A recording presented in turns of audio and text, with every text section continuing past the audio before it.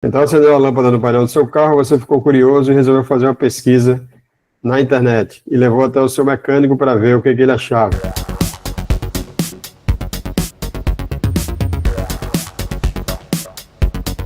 Olá, meu nome é Paulo Costa e eu resolvi hoje falar sobre o diagnóstico automotivo. Como é que a gente faz um diagnóstico a parte eletroeletrônica de um automóvel? Então, são diversos conhecimentos que nós temos que ter na hora do diagnóstico. Então, o mecânico ele precisa ter o conhecimento do funcionamento do sistema gerenciado, no caso do motor, por exemplo, do sistema que gerencia ele, que é o sistema de injeção eletrônica. Então, ele precisa dominar os conceitos de eletricidade, dominar também os conceitos de mecânica, né, ter um bom conhecimento sobre isso para poder ele juntar as peças e fazer um diagnóstico e utilizar as ferramentas adequadas.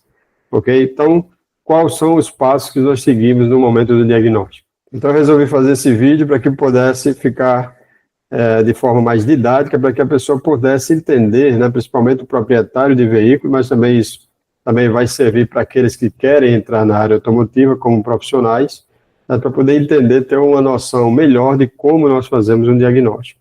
Porque existem alguns mitos, onde é só passar uma maquininha que diz o que é, né? Normalmente, essa máquina é chamada de rastreador, né? Que é o nosso tão útil scanner, né? Nós não podemos trabalhar hoje em dia sem ele, ou melhor, há diversos anos já, é muito difícil trabalhar sem esse equipamento. Esse equipamento, por sua vez, ele tem diversos níveis, então não são todos iguais. Nós temos equipamentos de ótima qualidade, nós temos equipamentos de qualidade mediana, e nós temos equipamentos que são praticamente equipamentos amadores, que normalmente são mais baratos, né, que são encontrados muitas vezes com os próprios proprietários. E muitas vezes a pergunta é, meu carro está com defeito X, Y, Z, o que você acha que é? Eu costumo comentar que para nós que vivemos de 30 anos atrás, aproximadamente, né, da época onde nós tínhamos o carburador como sistema de alimentação de combustível do veículo, não a injeção eletrônica, né, era um sistema muito mais simples, onde normalmente um sintoma, ele tinha como causa, certo, uma ou duas possibilidades, uma, duas ou três, né, normalmente era o máximo, 3 possibilidades de causa. Já no sistema de injeção eletrônica, a coisa é muito mais complexa. Então, um determinado sintoma, nós temos diversos tipos de causa. É claro que em alguns casos, né, alguns veículos, algumas determinadas marcas, já existem defeitos característicos, né? Então, esse defeito, logicamente, vai se repetir em um determinado modelo, mas essa não é a regra, ok? Então, como é que nós fazemos, como é o processo de diagnóstico? Então, quando o veículo chega na nossa oficina, que ele veio com um problema eletroeletrônico, normalmente existe uma lâmpada acesa no painel avisando ao cliente que existe um defeito, seja da injeção eletrônica, seja do câmbio automático, seja do freio ABS, certo? O processo é muito semelhante, né? Então, quando o veículo chega com a lâmpada acesa ou não, porque nem sempre que existem defeitos no sistema, a lâmpada vai estar acesa, ela pode não acender, ou pode acender esporadicamente, certo? E isso faz com que nós tenhamos que acessar o sistema com o scanner. Então, o primeiro passo, na verdade, é uma boa conversa com o cliente, né? Saber como foi que o defeito aconteceu, né? Como é o sintoma, se acontece esse defeito, se acontece mais quando o motor está frio, quando o motor está quente, se é no momento da partida, tá certo? Se é numa velocidade mais alta, por quê? Porque tudo isso no processo de diagnóstico vai servir para que a gente possa, né, simular aquela condição em que o cliente está reclamando o problema, certo? A não ser casos em que o carro chega na oficina sem funcionar, ou então com muito falhamento. Mas quando se trata de um defeito que é intermitente, principalmente, fica muito mais complexo. Então, após essa boa conversa, nós temos que acessar o sistema com o scanner. E o que o scanner ele vai fazer? Ele vai dizer o que é a falha. O scanner não tem esse poder, né? E nós não temos ainda uma máquina, né, que faça e seja que dê um diagnóstico assertivo e dizer, olha, o problema está em tal componente. Normalmente o scanner ele vai dizer falha no circuito elétrico de tal componente, seja um sensor, são componentes que enviam informação para o módulo do motor, né, no caso, se for a injeção eletrônica, se for o ABS, para o módulo de ABS, do freio ABS, se for do câmbio automático, vai enviar para o câmbio automático. Então, nós temos diversos sensores distribuídos naquele sistema que é gerenciado, seja o motor, seja o câmbio, seja o sistema de freio, ou até da suspensão, e o módulo vai aquisitar esses sinais para poder fazer os cálculos e tomar suas ações. Então, essas ações, elas são comandando os atuadores. Então, nós temos sensores, nós temos o cérebro e nós temos os atuadores. Certo? É um sistema que ele emula o ser humano. Então, nós temos os nossos sentidos, nós temos o nosso cérebro e nós tomamos ações de movimentar uma mão, movimentar um braço, correr, parar, etc. Falar ou não falar. Então, um sistema de gerenciamento eletrônico, você pode pensar dessa forma, certo? Então, no momento em que nós acessamos com o scanner o sistema, certo? Ele pode ou não nos dar uma falha que esteja gravada, armazenada na memória de avarias. Então, nós precisamos acessar a memória de avarias, identificar qual é a falha que tem lá gravada. Essa falha, ela pode ser uma falha ligada direto ao determinado componente, ou pode muito bem ser uma falha por consequência de um outro problema. Por exemplo, se eu tiver um motor com problema mecânico, um problema de compressão, que é um problema mecânico do motor, e o módulo ele pode gerar uma falha no sensor de pressão do coletor, por exemplo. Por quê? Porque a compressão do motor, ela vai ser necessária, a perfeita compressão do motor vai ser necessária para poder gerar uma depressão no coletor adequada para que o sensor ele possa informar essa pressão para o módulo de gerenciamento do motor ou o módulo de injeção eletrônica. A partir do momento em que a pressão do coletor está irregular, o módulo ele não sabe, ele não consegue distinguir se o problema é mecânico ou se o problema é no sensor. Então ele pode acusar, né, falha no circuito elétrico do sensor. Ou então ele pode dizer que o sensor está com baixa performance. Então, baseado nisso, o profissional ele precisa, para um segundo passo, ele fazer a avaliação daquele componente e também do sistema onde aquele componente está inserido. Para isso, ele vai ter que lançar mão de informação técnica, né, do diagrama elétrico do componente para fazer uma avaliação do componente. E também fazer, se houver necessidade, fazer testes no motor. Então, veja bem que eu dei um exemplo, só dei apenas um exemplo, né, que é quando é gerada uma falha no sensor de pressão do coletor de admissão do veículo. Ok? Então, o scanner, ele vai informar, ele vai dar um direcionamento, melhor dizendo, o profissional vai ter que fazer toda essa distinção. E para isso ele precisa de um tempo para fazer todo esse processo de diagnóstico com calma, para que ele não chegue a um diagnóstico precipitado e assim condenar uma peça à toa, que é muitas vezes o que acontece. Então, quando você faz uma pesquisa na rede social, ou então na internet de um modo geral, então você pode encontrar diversos tipos de possíveis causas para um determinado sintoma. E todos eles podem ser. O fato é esse.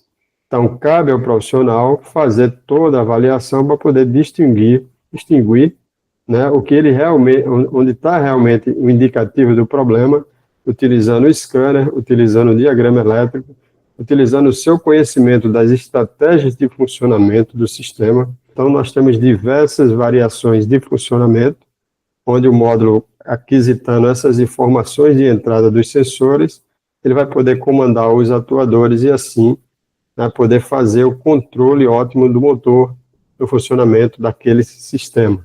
Então, mas não para por aí. Muitas vezes, quando o problema é mais complexo, o profissional ele precisa lançar mão de outros conhecimentos, de outras ferramentas.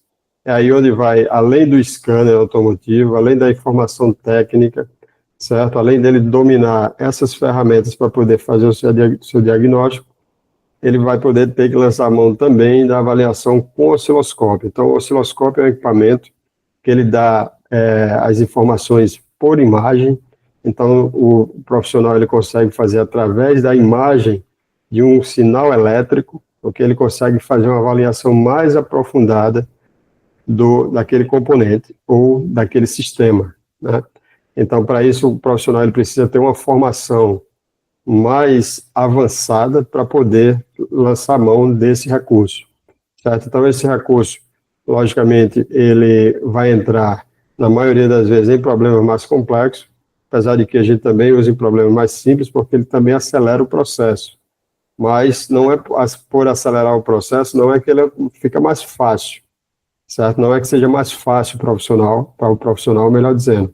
Até porque ele tem que estar também mais capacitado e ele também tem que ter mais investimento, né? Então, para ter uma ideia, um scanner profissional de qualidade hoje, ele gera em torno de 15 a 20 mil reais, certo? Com alguns casos chegando a mais de 30 mil reais, certo? Um scanner básico, né? Um scanner simples, muitas vezes que dá acesso apenas a alguns tipos de sensores e atuadores, pode se encontrar na faixa de R$ 1.000, alguns aplicativos que a pessoa usa no celular, pode custar até valores em torno de R$ 100. Mas para um profissional trabalhar com esse tipo de recurso é muito básico, então ele não consegue fazer um diagnóstico muito avançado.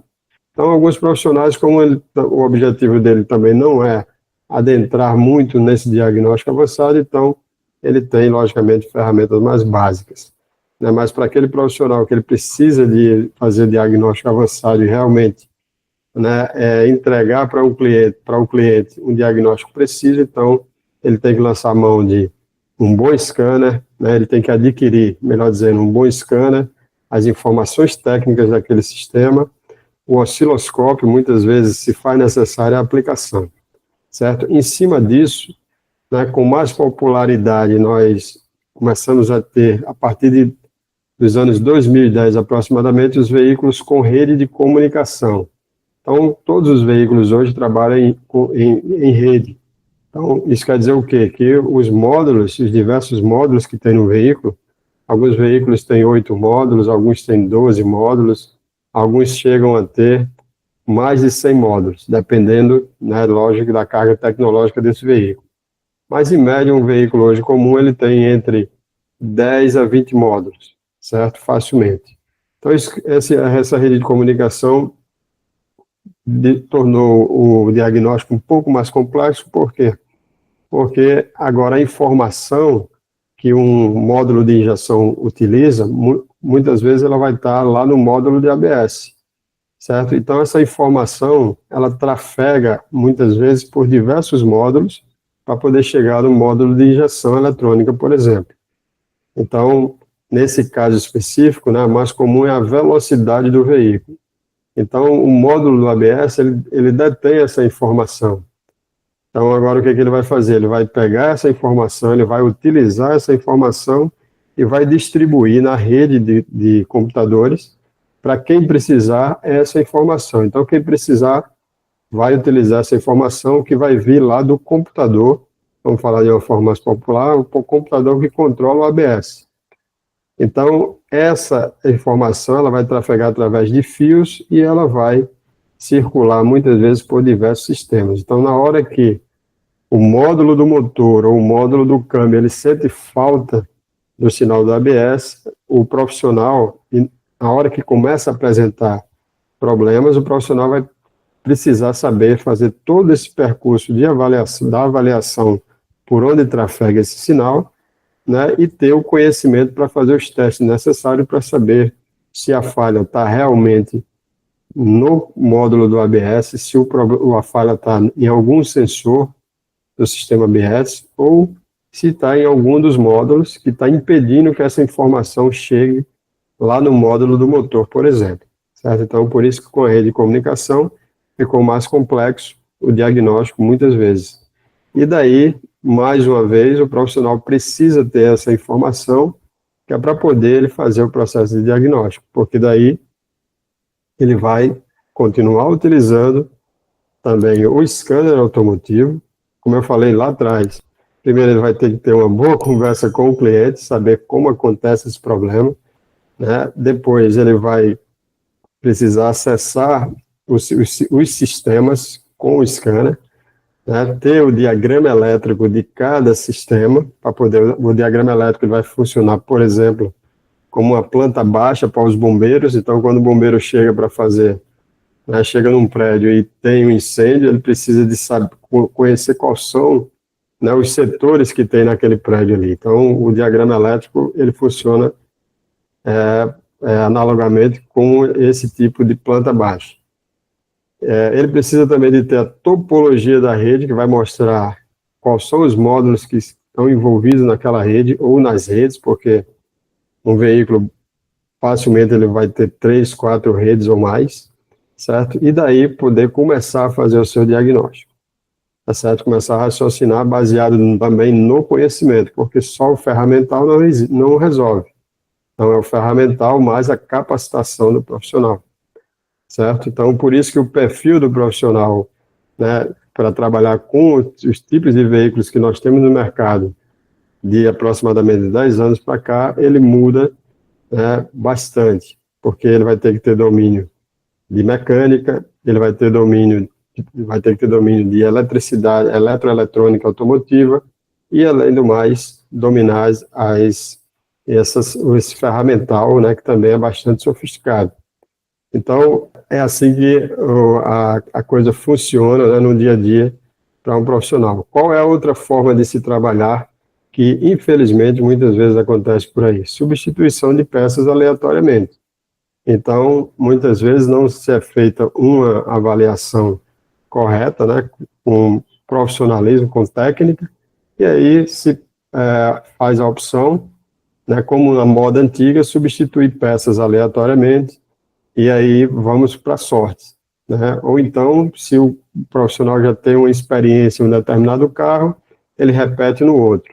Se o problema for o mesmo, ótimo. Se não for, se substitui peça até que o problema se resolva, né?